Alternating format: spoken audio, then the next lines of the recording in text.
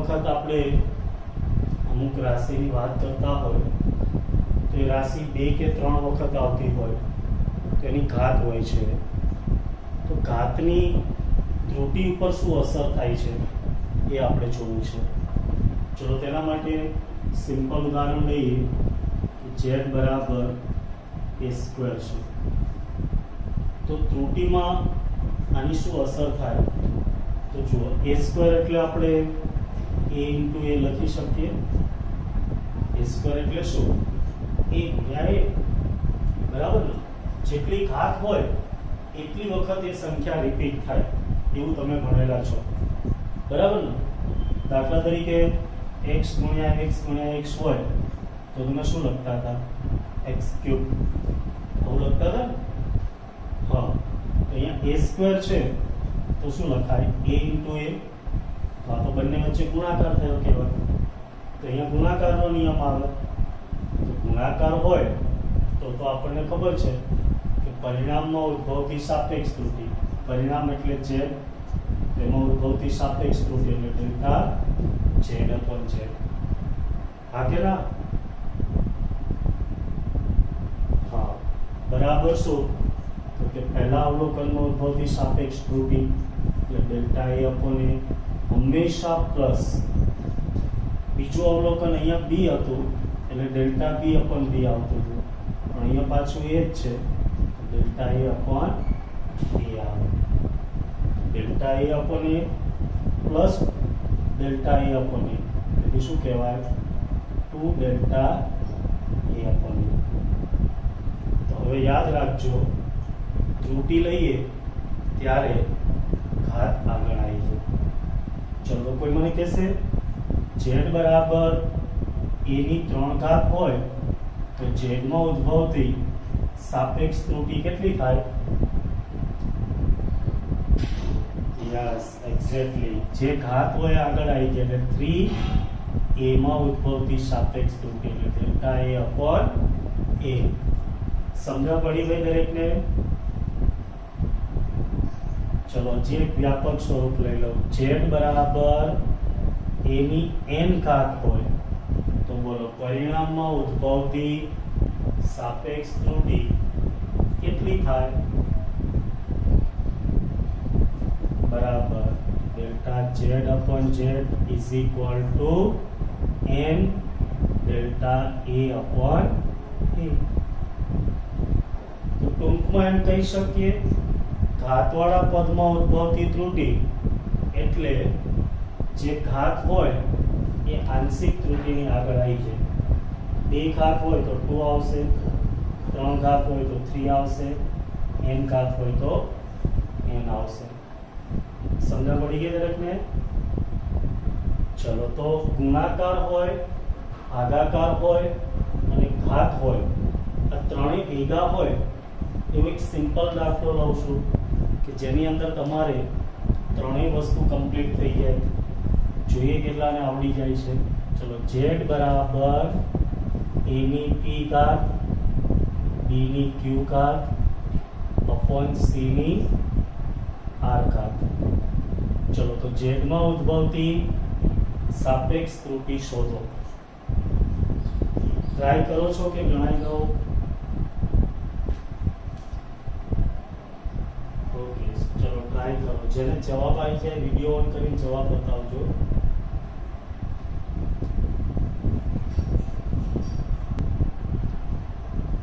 તો જુઓ, આ દાખલાની અંદર ગુણાકાર, ભાગાકાર અને ઘાતવાળા ત્રણેય પદ છે, ત્રણેય નિયમ છે એનો ઉપયોગ થાય છે. પહેલા તો z છે, ગુણાકાર ભાગાકાર હોય તો હંમેશા સાપેક્ષ ત્રુટિ આવે એટલે ડેલ્ટા z upon z બરાબર અહીંયા a ની p ઘાત છે તો ત્રુટિ લઈએ ત્યારે ઘાત આગળ આવી જાય એટલે p delta a upon a.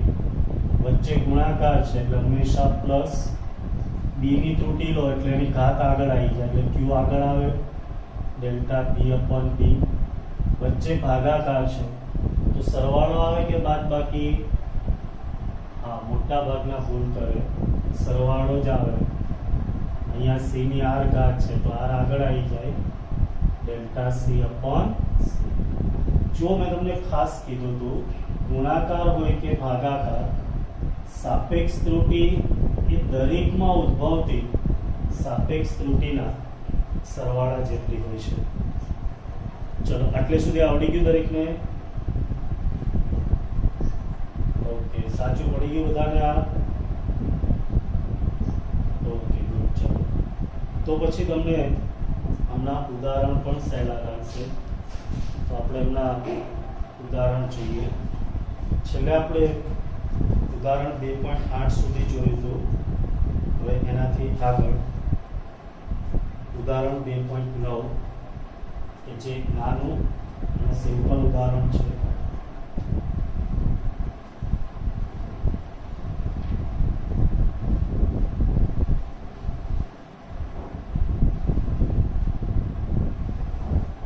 ઉદાહરણ 2.9 ઘણી વખત પૂછાયેલું છે. અવરોધ R બરાબર V અપોન I. જો આ તમે ધોરણ 10 માં ભણેલા છો અને 12મા માં આપણે ત્રીજા ચેપ્ટરમાં ભણીશું ઓહમનો નિયમ. તો અહીંયા તમને ભાગાકાર આપેલો છે V અને I વચ્ચે, એનાથી મળતું પરિણામ R આપ્યું છે. જેમ આપણે Z બરાબર A અપોન B લખતા હતા ને, એવી રીતે અહીંયા R બરાબર V અપોન I આપ્યું. પરિણામ કોઈ પણ હોઈ શકે, જેને આપણે વ્યાપક નામ Z આપ્યું હતું. અહીંયા જે સૂત્ર આપ્યું છે એમાં Z તરીકે R છે, A તરીકે વોલ્ટેજ V છે અને B તરીકે પ્રવાહ I છે. જ્યાં V બરાબર, V નું મૂલ્ય તમને ત્રુટિ સાથે આપ્યું છે 100 ± 5 વોલ્ટ. આનો એકમ વોલ્ટ છે, જે તમે જાણો છો અને 12માં ફરીથી ભણશો. I બરાબર 10 ± 0.2 એમ્પિયર, પ્રવાહનો એકમ એમ્પિયર છે. તો R માં પ્રતિશત ત્રુટિ શોધો. એ તમારે શું શોધવાનું છે? R માં પ્રતિશત ત્રુટિ.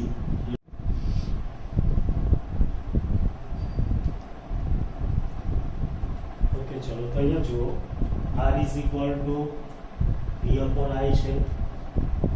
હવે અહીંયા સાપેક્ષ ત્રુટિ લઈએ તો ભાગાકારના નિયમ પ્રમાણે ડેલ્ટા R અપોન R બરાબર બોલો શું આવશે? Yes, delta V upon V plus delta I upon I. યાદ આવી ગયો ભાગાકારનો નિયમ? હા. ચલો હવે ડેલ્ટા V કેટલા છે?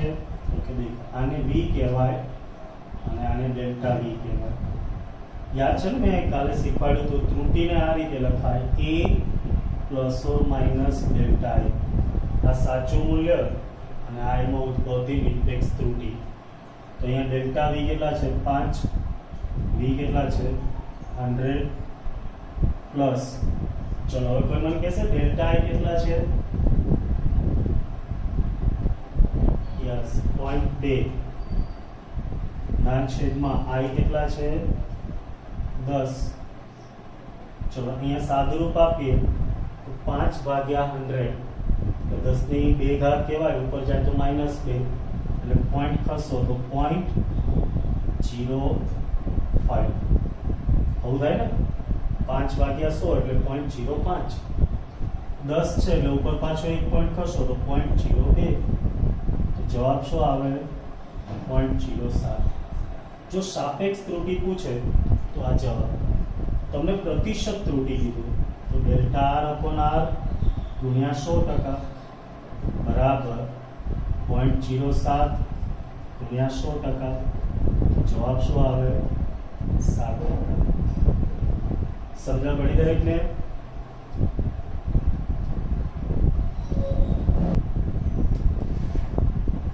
ઉદાહરણ 2.11.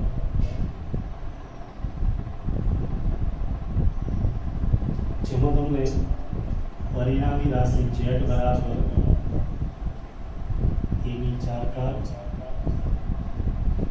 b ની 1/3 ઘાત upon c b ની 3/2 ઘાત આપેલ છે.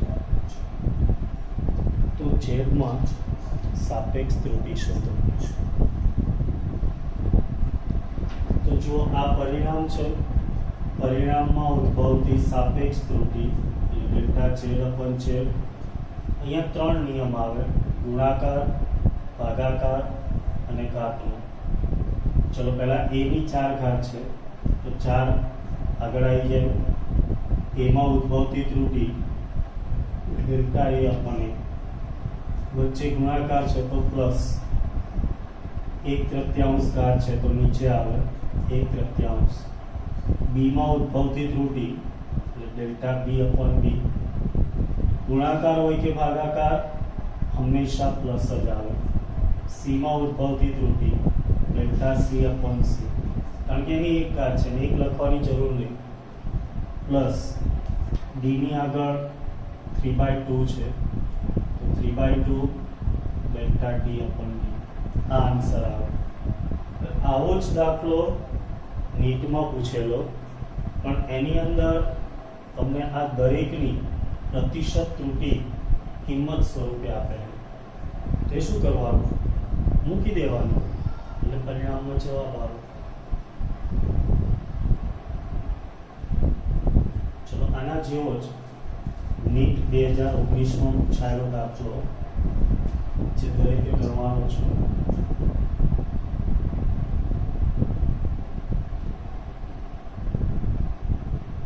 રકમ બોલું છું. જો ભૌતિક રાશિઓ a, b, c અને d ના માપનમાં રહેલ પ્રતિશત ત્રુટિઓ અનુક્રમે 1%, 2%, 3% અને 4% હોય તો દેખો તમને દરેકની પ્રતિશત ત્રુટિ આપી a, b, c અને d. એમાં પ્રતિશત ત્રુટિ કેટલી આપી છે? 1%. બીમાં કેટલી આપી છે? 2%. સીમાં 3% અને ડીમાં 4%. તો તમારે ભૌતિક રાશિ x બરાબર a ની 2 ઘાત, b ની 1/2 ઘાત ના છેદમાં c ની 1/3 ઘાત અને d ની 3 ઘાત ના માપનમાં રહેલ મહત્તમ પ્રતિશત ત્રુટિ શોધો. ચારેય રાશિઓની પ્રતિશત ત્રુટિ આપી દીધી અને આ પરિણામમાં ઉદ્ભવતી પ્રતિશત ત્રુટિ શોધવાની છે. બોલો, આવડી જાય? તમે ગણો કે હું ગણાવું?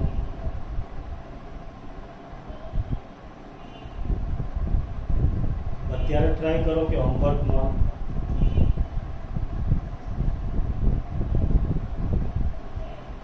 ઓકે. ચલો ગણો ત્યારે.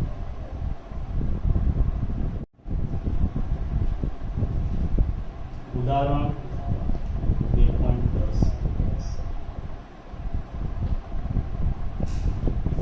R1 બરાબર 100 પ્લસ ઓર માઇનસ 3 ઓહ્મ અને R2 બરાબર 200 પ્લસ ઓર માઇનસ 4 ઓહ્મ ધરાવતા બે અવરોધોને એ શ્રેણીમાં અને બી સમાંતર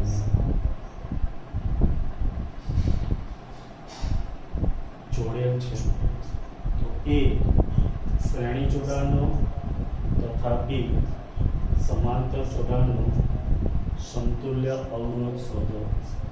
અને આપણે શ્રેણી અવરોધ માટે RS કહીએ અને સમાંતર જોડાણને RE કહીએ. તો R એસ અને આરપી શોધવાના છે. વૈદિકમાંના સંબંધ તમે 10મામાં ભણી ગયા છો અને 12મામાં ત્રીજા ચેપ્ટરમાં આપણે અવરોધોનું શ્રેણી અને સમાંતર જોડાણ ભણીશું. ત્યાં તમને શીખવાડવામાં આવશે કે શ્રેણી જોડાણ માટે RS = R1 + R2 અને સમાંતર જોડાણ માટે 1/RP = 1/R1 + 1/R2. બરાબર. હવે આની ત્રુટિ લેતા તમને આવડે. આની ત્રુટિમાં તમને વિકલનની જરૂર પડે, જે આપણે ત્રીજા ચેપ્ટર પહેલા શીખીશું. એટલે તમને અહીંયા કહી દીધું છે કે આમાં ઉદ્ભવતી ત્રુટિ એટલે કે ΔRP/RP² તમારી ટેક્સ્ટ બુકમાં ડેશ કરેલું છે, એટલે યાદ રાખજો બે વસ્તુ એક જ છે.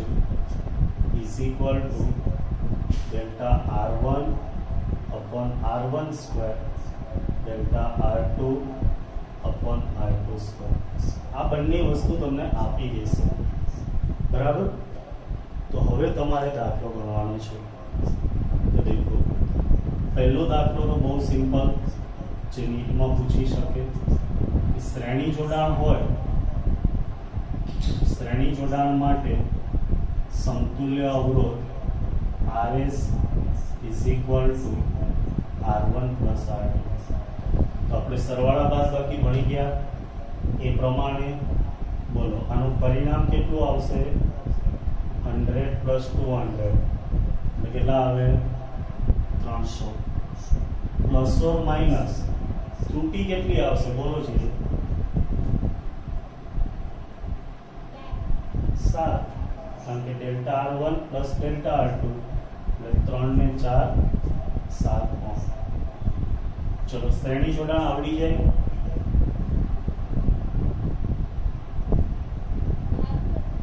આટલું આવડી જાય ને? હા કે ના?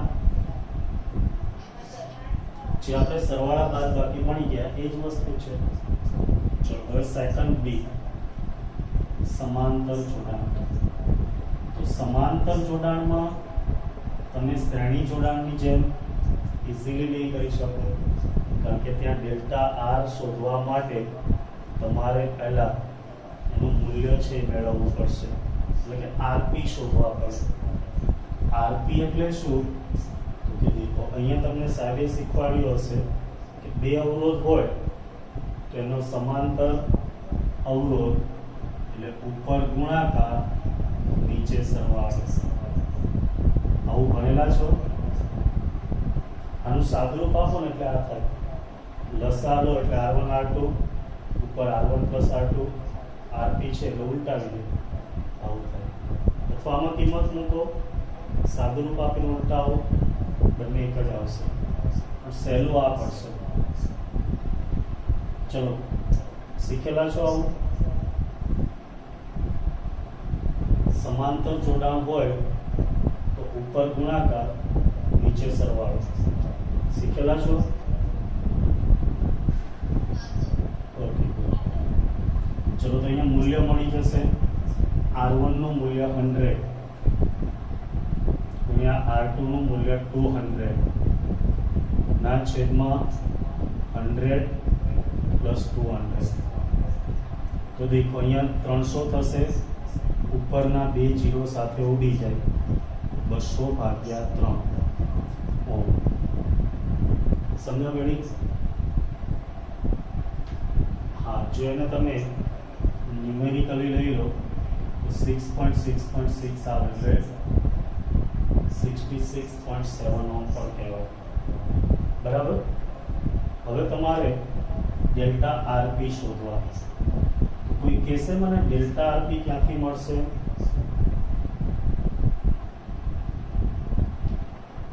આ સૂત્ર તમને આપી દેશે.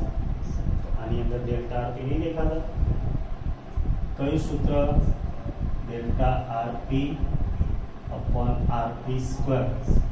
બરાબર ΔR1/R1² plus ΔR2/R2². r2 square. જો આ તમને આપી દીધું છે એટલે તમારે યાદ રાખવાની ચિંતા નથી કરવાની.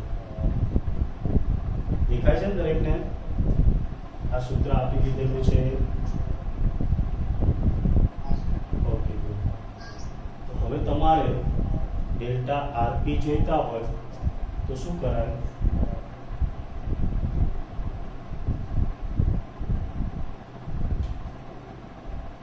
બોલો ફટાફટ. આમાંથી તમારે ડેલ્ટા આરપી જોતા હોય તો શું કરાય?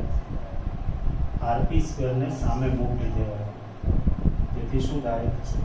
ડેલ્ટા આરપી બરાબર delta r1 upon r1 square છે, એની સાથે આરપી સ્ક્વેર ગુણાકારમાં આવ્યા પ્લસ ડેલ્ટા r2 છે અપોન r2 સ્ક્વેર છે, એની સાથે આરપી સ્ક્વેર ગુણાકારમાં આવ્યા.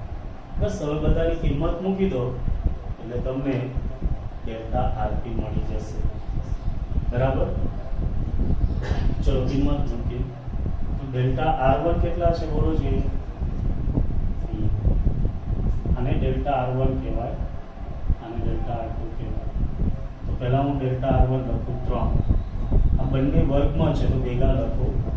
તો આરપી કેટલા છે? 66.7 ના છેદમાં r1 100 એનો સ્ક્વેર. ચલો પ્લસ અહીંયા પણ આ રીતના બોલો. ડેલ્ટા r2 કેટલા છે? 4 ઇન બ્રેકેટ આરપી 66.7 ભાગ્યા r2 કેટલા છે? 200 એનો સ્ક્વેર. ચલો એટલે સુધી સમજણ પડી. હવે સાદુરૂપ આપો. 66.7 ભાગ્યા 100 કરો એટલે 0.667 થશે. આકે ના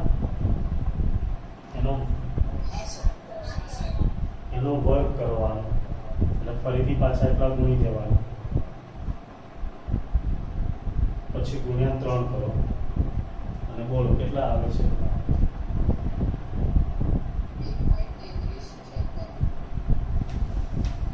ચલો બધાને એટલું આવે છે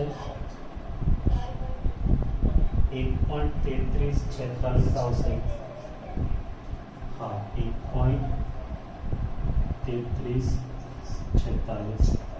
ચલો એવું અહીંયા કરો. 66.7 ભાગ્યા 200 કરો, એનો વર્ગ કરી દો અને પછી 4 વડે ગુણી દો. પછી કેટલા આવે બોલો?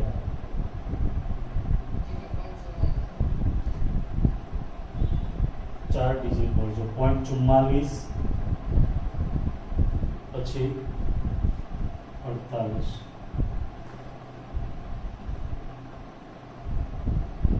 તેથી તમે એનો સરવાળો કરો કેટલા આવશે? Yes, approx 1.8. એપ્રોક્સ મૂલ્ય આવે છે 1.79 સમથિંગ આવશે. બરાબર ને? ઓકે ચલો. તેથી તમને આરપી શોધવાના કીધા છે. તો આરપી બરાબર મૂલ્ય કેટલું કે આપણે મેળવેલું જ છે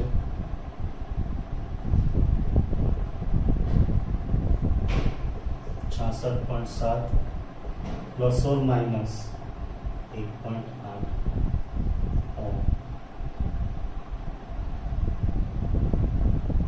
આટલો જવાબ આવે.